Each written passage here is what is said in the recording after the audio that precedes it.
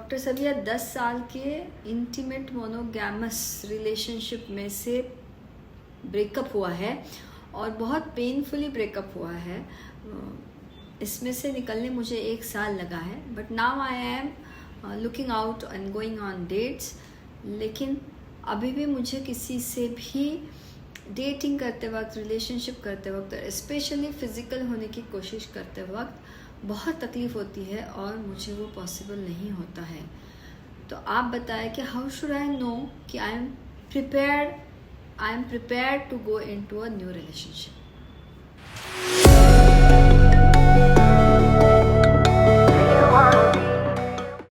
मेरे इनबॉक्स या mail box की सबसे खूबसूरत बात जो मुझे लगती है वो है ये इस टाइप के ऑनेस्ट, ट्रांसपेरेंट, वल्नरेबल मेल्स, जहाँ पे आपको ये कंफर्ट है, राइट, जहाँ पे आप ये खुल के बता सकते हो। एंड मुझे लगता है कि as a sex coach my experience is tells me कि स्पेशली रिश्तों की बात है, इंटीमेसी की बात है, जहाँ पे कुछ नहीं हमारे मन का हुआ है, जहाँ पे एक 10 साल का रिश्ता है जो टूट चुका है, डिवोर्स है, इनफिडिलिटी है, whatsoever the reason is, death है, लॉस ऑफ पर्सन है, ये जो लॉस है ना, ये है मेरे लाइफ में अभी, और मैं उस गम से बाहर नहीं निकली हूँ या निकला हूँ, and I am still recovering from it and I am in that phase, but I want to go in to new relationship. ये जो ट्रांजिशन फेज है ना, इसकी ये जो वल्नरेबिलिटी है, ये जो कश्मकश है, इसको एक्नॉलेज करना, इसको लफ्ज़ दे पाना, इसको वर्ड्स में बयां कर पाना, because this is an intense feeling, this are thoughts, उनको लफ्ज़ दे पाना हर किसी की बस की बात नहीं रहती है। If you have that ability to give words to the feelings of betrayal, to the feelings of being cheated, to the feelings of somebody leaving you, किसी का grief या किसी का death, उनको लफ्ज़ों में बयां करना मेरे हिसाब से बेसिक पहला कदम है।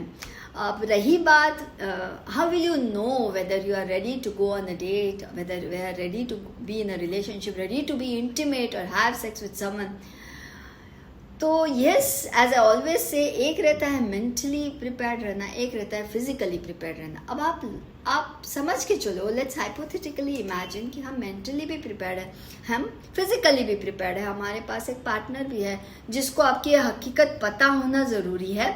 वो पार्टनर आपका कोच या काउंसलर नहीं है। सो ये नहीं कि डिटेल्स में आप बता रहे हो, but if you are going on a date, you had a bad history of breakup, at least the person should know from where you are coming. और उसके बाद कितने भी आप मेंटली फिजिकली प्रिपेयर्ड हो, the act of sex is always in the present, it is never in the past और never in the future.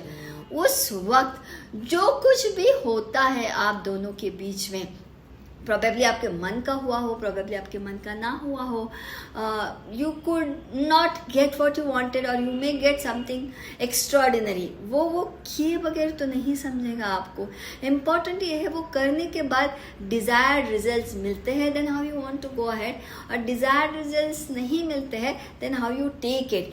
If आपका previous baggage bounce back होने वाला है आपके ऊपर, then yes, you need to still pause, you need to still wait. लेकिन ये सब ना किए पे ही समझता है, थॉट्स एंड फीलिंग्स के चक्कर में एक्शंस और रिजल्ट रह जाते हैं। So it is a TFAR model. Strongly believe you know कि हर रिश्ता, हर शख्स हमारे ज़िंदगी में एक पड़ाव पे आता है। कोई छोटे से पड़ाव के लिए आएगा, कोई लंबे ड्यूरेशन के लिए आएगा, कोई फॉरएवर रहेगा, बट हमको ये याद दिलाना पड़ेगा कि this is me, this is my life and this is my relationship. So I am a part of my life, then there are many other aspects of my life, and that there is a relationship. वो रिश्ता ही ज़िंदगी नहीं होता है, वो शख्स ही मेरी life नहीं बनता है, because in that scenario by any chance अगर वो पर्सन नहीं रहा आपकी लाइफ में, then you start doubting your own existence in your own life. आपकी कामयाबी, आपका सक्सेस, आपके फेलियर्स, आपकी ग्रोथ, आपका कुछ भी, हर चीज़ उस रिश्ते से जुड़ा होना मेरे हिसाब से कमज़ोरी है, ताकत नहीं। Relationship bring strength to you, they can be your weakness, but they can be that powerful to ruin your entire life. That's what funda I believe in, कि this is me, this is my life and this is a relationship.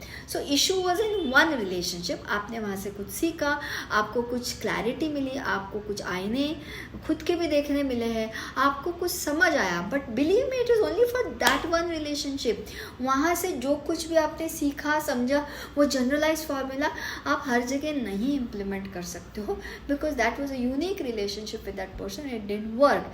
Now when you go on a date, now when you are physically active with someone, if when you are with that person, if the memories of that person pops up, if the dialogues what that person uttered सुनाई दे रहे हैं, events ऐसे rotate हो रहे हैं आपके सामने, आप प्रेजेंट में बैठे हो उस पार्टनर के साथ, लेकिन आपका बॉडी यहाँ है और माइंड और इमोशन पास में चला गया, then it is a crystal clear sign that you need professional help yet. आप रिकवर नहीं हुए हो.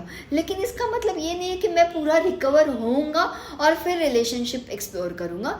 आप एक्सप्लोर करते रहोगे तभी तो आपको पता चलेगा कि आपकी रिकवरी कैसे चल रही है. So yeah, being honest, being transparent, being vulnerable is the easiest first step.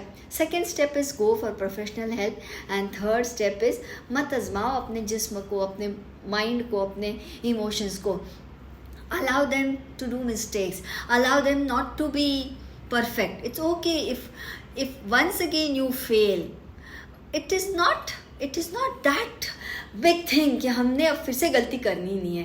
प्यार करना है ना, प्यार करने जैसा खूबसूरत कुछ नहीं. पर अगर आप उसके लिए 4 लोग को डेट कर रहे हो, so yeah, you should go ahead, meet people, explore relationships, and be gentle on yourself. Don't be so harsh on yourself. That was for the question. If you have any doubts, do ask us in the mailbox.